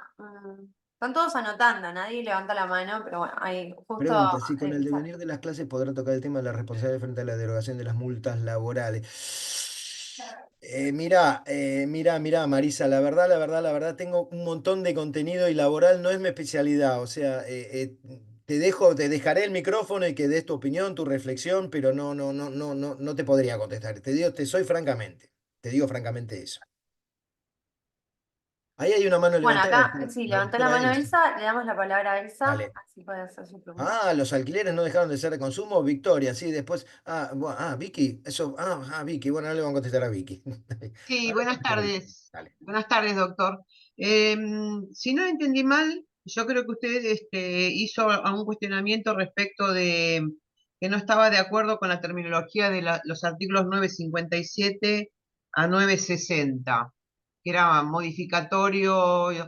¿Me podrá ampliar un poquito más el criterio? Porque acá habla de que, bueno, que habla del consentimiento de las partes, no es que deja de lado el consentimiento.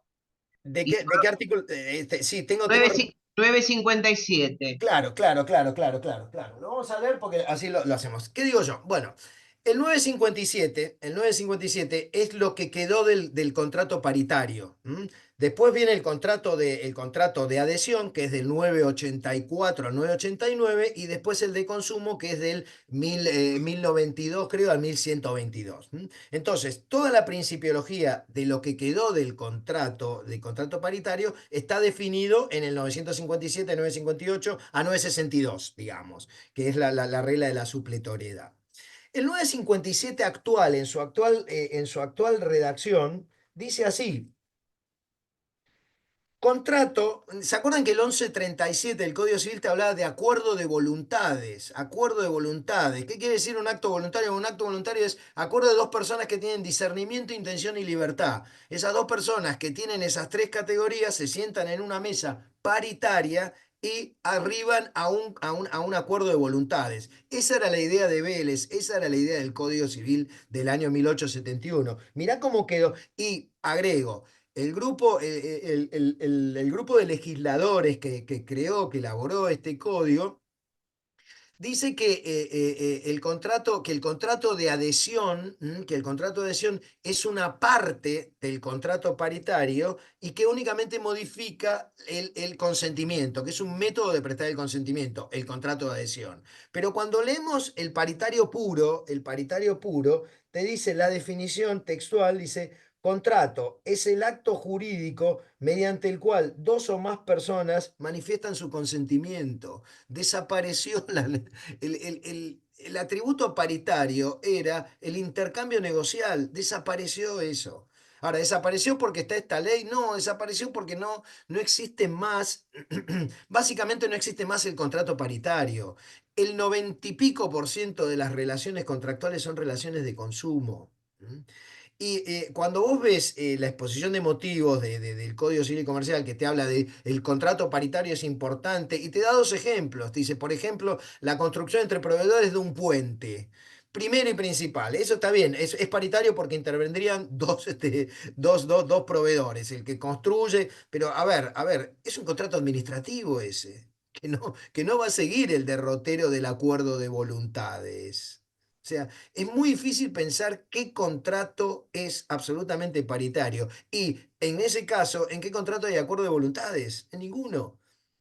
Lo que estoy diciendo es que lo que establece el 957 es que desapareció el contrato negociado y lo que hay es un método de prestar el consentimiento. Ahora, lo que es un error, y eso es motivo de otro taller independiente, es equiparar como términos idénticos la voluntad con el consentimiento. No tienen nada que ver, no tienen nada que ver. Pero acá habla perdón, doctor, pero acá habla de consentimiento para crear, regular, modificar, transferir o extinguir. Está O bien, sea, pero ese es el consentimiento. Yo presto el consentimiento, el no lo consentimiento no creo. va, está bien, pero el consentimiento no va en la voluntad, no está incluida en el consentimiento o al Bueno, eso es revés. lo que nos dice este grupo de doctrinarios. Yo creo que no.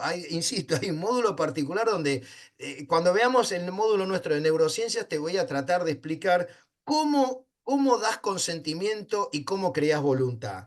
Es como buscar la diferencia entre el deseo y lo que tenés que hacer. Es esa la diferencia. Es como decir, bueno, y entonces, ¿por qué todo el mundo compra los autos más baratos? Y bueno, porque no tiene plata, no porque quiera, no porque desee comprar. Preguntale a Befumo si no le hubiese gustado tener un Porsche convertible en vez de un Fiat Uno. Bueno, ahora, entre el consentimiento y el acuerdo negociado hay miles de kilómetros. Es una ficción, es una ficción. Ojalá te haya podido contestar, pero no tengo mucha más respuesta que esa.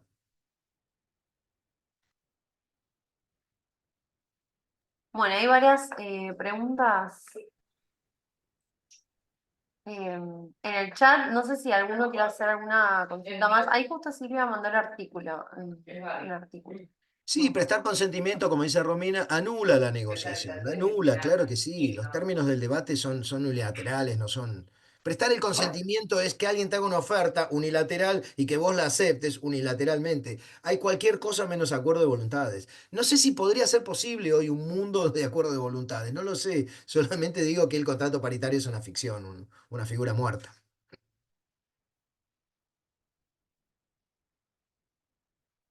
El 989 sí, ahí lo que. Ahora, si vos te fijás, Silvia, si vos te fijás, esto es lo que está tachado, en lo que estoy viendo acá en el chat de Silvia, lo que está tachado es lo que cambió el decreto. Ahora, eso que tachó nunca lo usaron los jueces. Yo, en mis 38 años de profesión que tengo, nunca vi un juez integrar un contrato. Nunca. Con lo cual, derogaste una cláusula que estaba en desuso, que nunca se usó, con lo cual tampoco hiciste gran cosa. Hiciste un ruido, pero hiciste cambios superficiales, no esenciales. Perdón, y el 960 que dice que el 958 es el que habla de la supletoriedad, que todas las leyes son supletorias, de la voluntad de las partes, algo que sean imperativas. ¿Sabés cuál es el problema? Que los 65 artículos de la Ley de Defensa del Consumidor son imperativos. Entonces, no rige la supletoriedad ahí porque va a regir la ley imperativa siempre. Ahora, ¿sabés cuál es el problema? Que más del 90% de las relaciones son relaciones de consumo, es decir, regidas por una ley de orden público inderogable, en el cual la autonomía de la voluntad no juega. Entonces hiciste mucho cambio superficial, pero poco de cambio profundo. Yo sé que los estoy matando de información. Bueno, lo lamento, son las preguntas que estoy viendo y la semana que viene trataremos de mejorarla. No sé si hay alguna otra pregunta, Caro.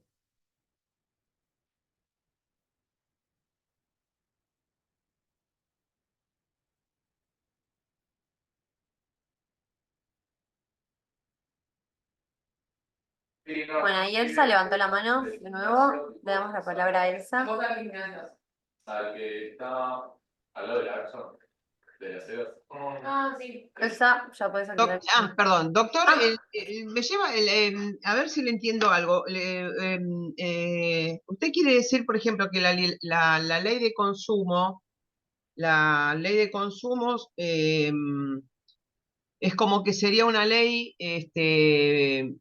positiva, pero que en la realidad no se lleva a cabo. No, al revés, estoy diciendo que la ley de defensa del consumidor arrasó con todo el Código Civil y Comercial. Lo que no se aplica, o lo que se aplica en la menor cantidad de casos, es el contrato paritario, es la principiología propia del contrato paritario, es al revés. Lo que más se aplica. Claro, porque yo me había puesto muy contenta cuando se crearon los juzgados de consumo en el fuero contencioso. Ujú, Entonces, había hecho varios cursos ujú. y bueno, me lancé a la aventura en lo que se llama, en el tema de la ejecución de contratos de los préstamos UBA, ¿sí? Ajá, ajá.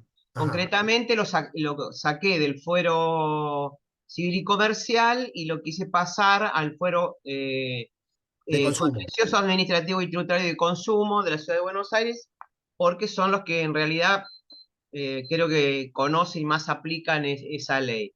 El tema es que este, al día de hoy tuve digamos, un dictamen de los dos fiscales digamos, de ambas cámaras, donde tanto la ciudad como Nación todavía se pelean por el fuero, con lo cual Bueno, y bueno, en Argentina es así. No, bueno, pero el tema es que uno, Nación, al no reconocerle a la ciudad la competencia, para traspasar la competencia en el fuero de consumo, hay cláusulas que no las aplica. Por ejemplo, cambiar o llegar a discutir con el banco, por ejemplo, en el caso de los préstamos de consumo, el tema de la aplicación bueno, de los intereses, llegar a una conversación. Entonces, eso es, que si uno no lo inicia directamente en el foro de consumo, y el banco lo va a iniciar en el civil y comercial, porque le va a servir. Sí, sí, es todo no hay una respuesta firme contra eso, es todo el vaivén del ejercicio profesional. No te queda otra más que prueba y error ahí, no te queda otra más que prueba y error. Pero bueno, bueno, ahí tengo, perdóname, ¿no? Perdóname, ahí tengo a Gustavo que retoma una pregunta que tomó también Victoria Romano. A ver, la vamos a leer. ¿Los alquileres no dejaron de ser de consumo? No. No, a ver si me escuchan. No, no dejaron de ser de consumo. Es decir, vos vas a tener, como tenés un sistema tripartito contractual, la teoría general del contrato quedó fracturada en tres: contrato paritario, contrato de adhesión y contrato de consumo. Vas a tener algunos contratos de alquiler, por ejemplo, Vicky y yo. Entonces le alquilo, entonces es un contrato paritario. Yo tengo una casa, yo tengo una plata y le digo, alquilámelo. Bueno, ahí te puedo decir, bueno, podría llegar a ser un paritario.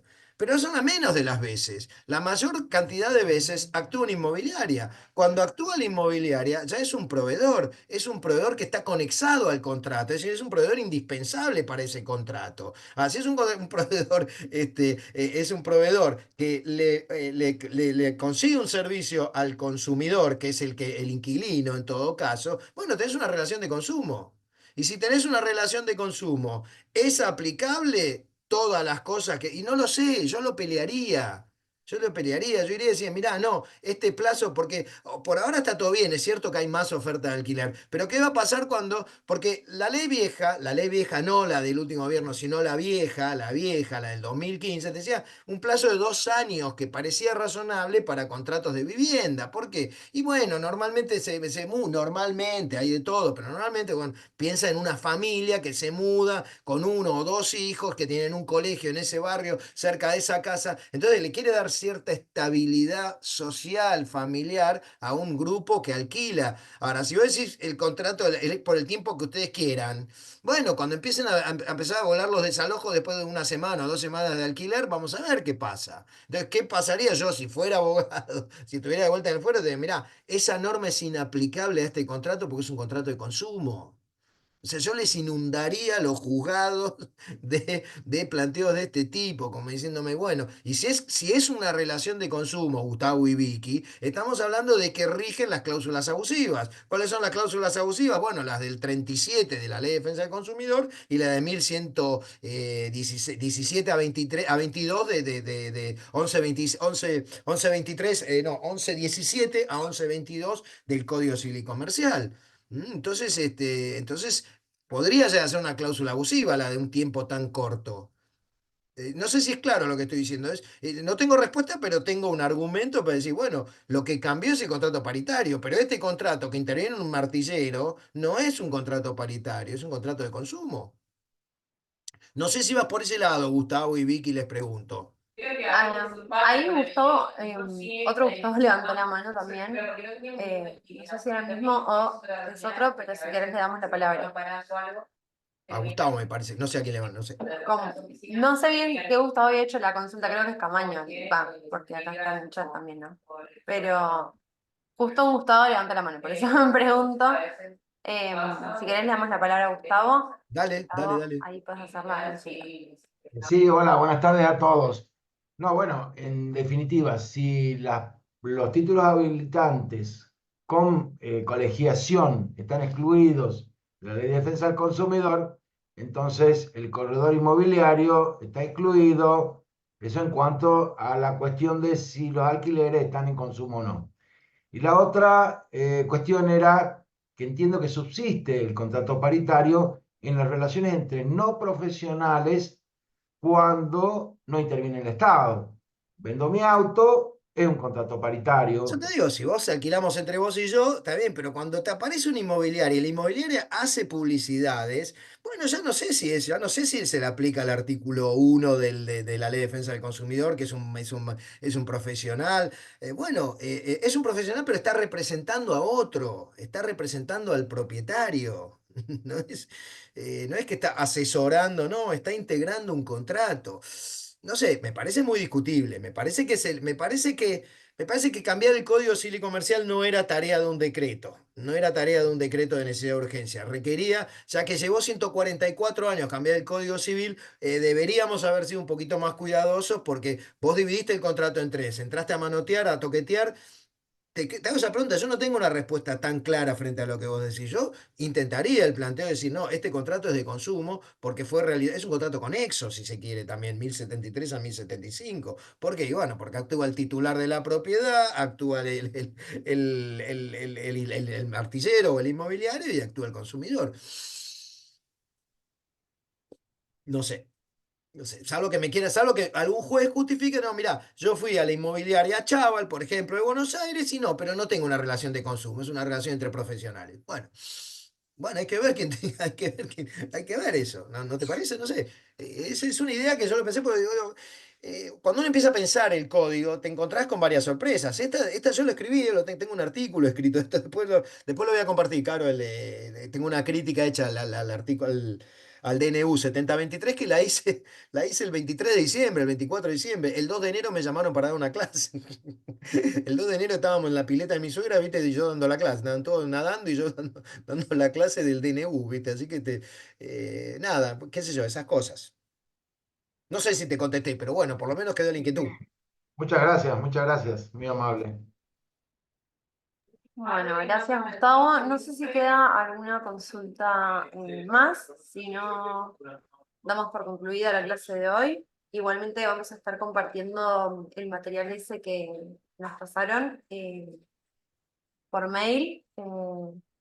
Así que nada, no sé si querías decir algo, Gina, antes de No, finalizar no, la no, primera no, no. clase. El agradecimiento enorme a ustedes que organizan estas bestialidades de 500 personas y por supuesto a las 500 personas que, bueno, un viernes hablando de responsabilidad y de Befumo y de Sebel, bueno, la verdad les agradezco un montón. Muchísimas gracias. Bueno, muchas gracias a todos. Nos vemos entonces El viernes que la viene. clase que viene. Saludos.